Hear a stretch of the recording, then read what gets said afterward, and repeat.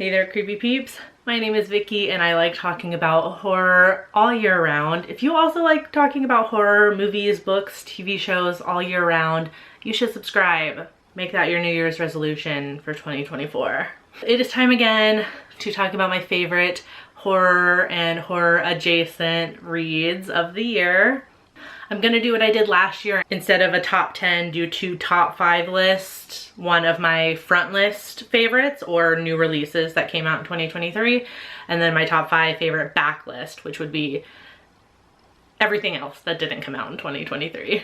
So I've only included horror and like mystery thrillers and what I consider to be horror adjacent titles in this list.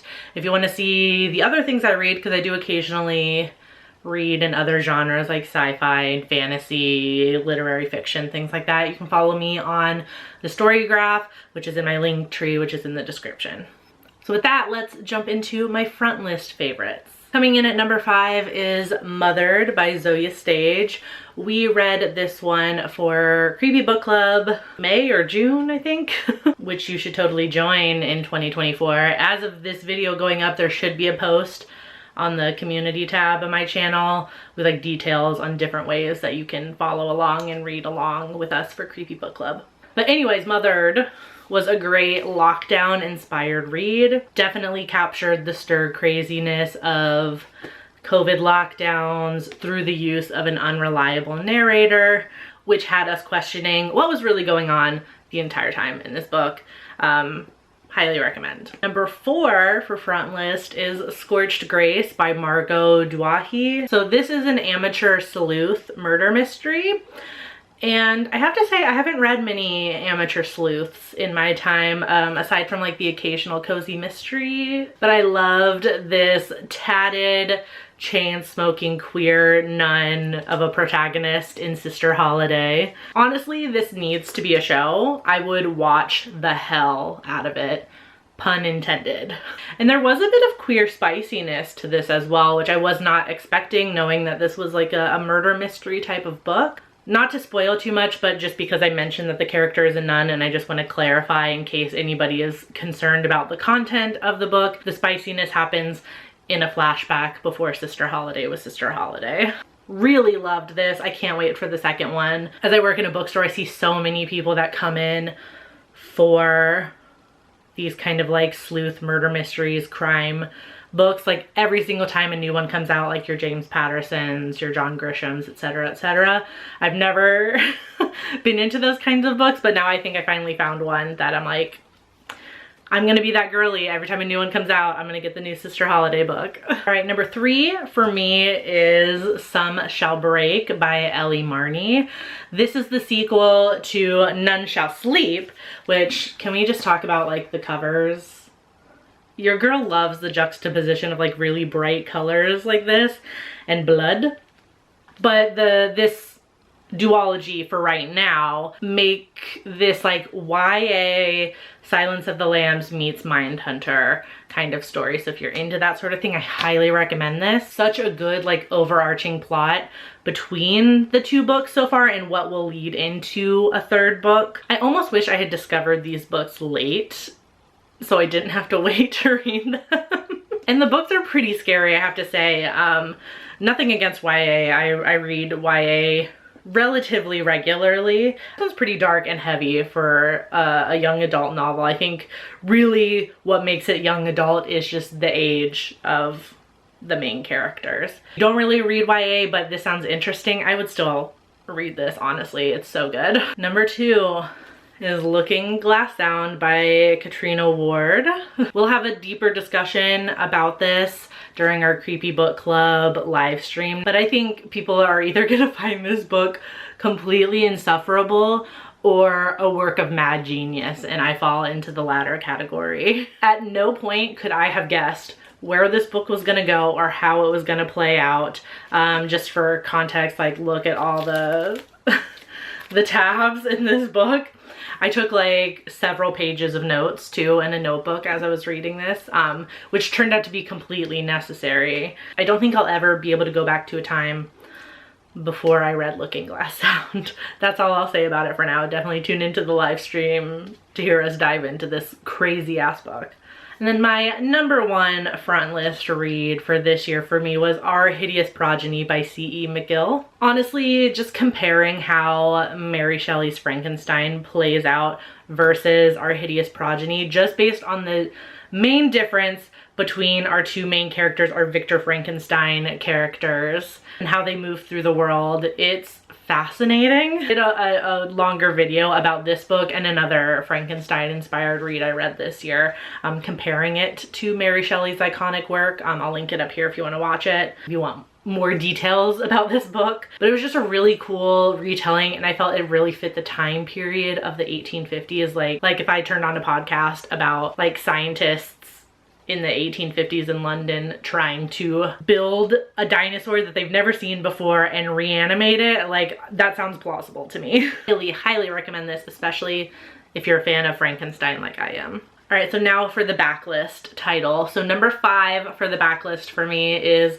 Sundial by Katrina Ward. I am almost completely caught up on Queen Katrina Ward's works, and each one of her books so far have been emotionally devastating and completely terrifying. Even just like reading the like inside summary of her books, it's like she prepares you for what you're about to read, but in a more real sense, you're in no way prepared for the level of like family trauma, toxic relationships, all wrapped into like this really disturbing kind of science fiction-esque narrative. I say this after every single one of her books that I read, but I will never be okay again after reading this. Like, her books are my Roman Empire. Honestly, I think about them multiple times a week. Coming in at number 4 is The Weight of Blood by Tiffany D. Jackson. It is a YA retelling of Stephen King's Carrie. Also read this one for Creepy Book Club this year, and this was one out of multiple this year, which was really interesting, that we were pretty divided on, I think. I really appreciated the way Jackson pulled no punches.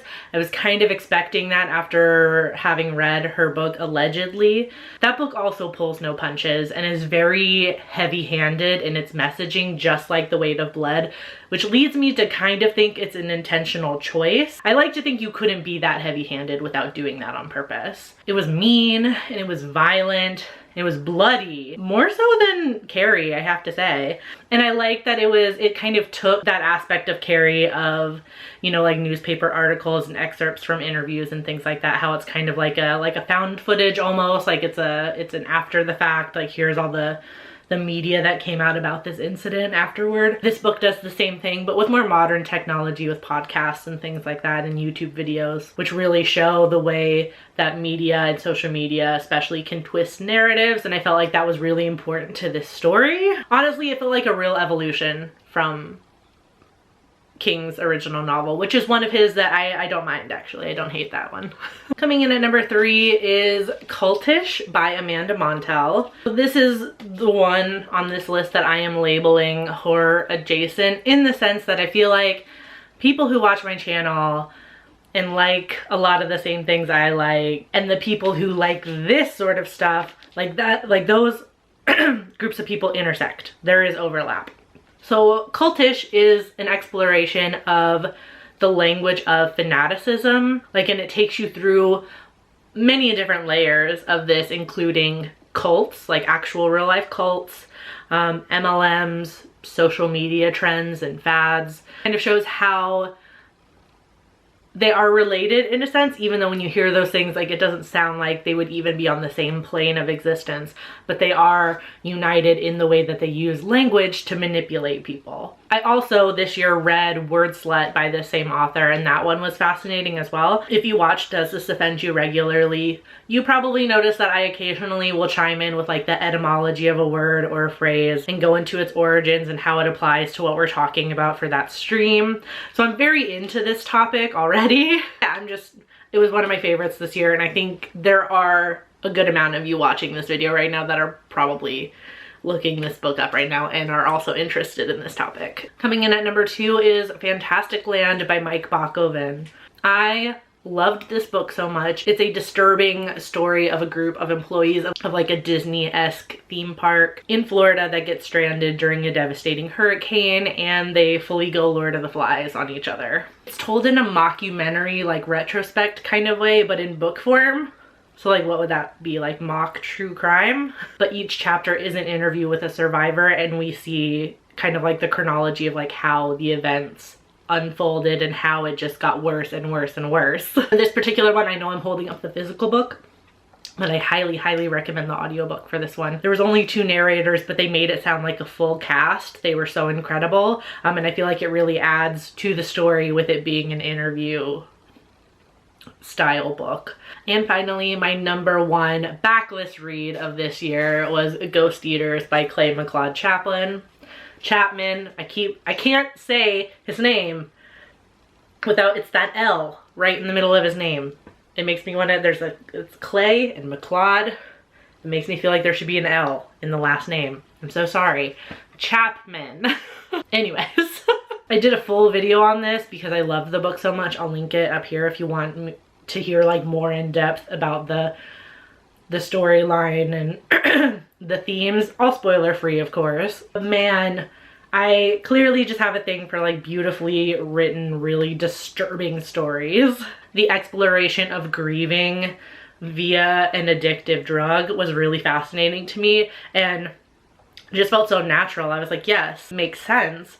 Why hasn't this been a thing more? It's a book that I've constantly been thinking about all year. I find new meaning in it every time I think about it again and turn it over in my brain again. Really a gorgeous book. I highly recommend it. So those were my top 10, just split into 2 categories, horror and horror adjacent books that I read this year. Of course, please add yours in the comments because I'm nothing if I don't just add to my TBR constantly. So I would love to hear what you guys read this year that you really loved, especially if you think I would also love it. If you like this video and you like horror books, you can check out one of my videos from last week where I talked about my favorite cozy horror books. Yes, cozy horror is a thing. And I will see you at the end of this week with my top 10 horror movies of the year, of course. So until then, stay strange. Bye.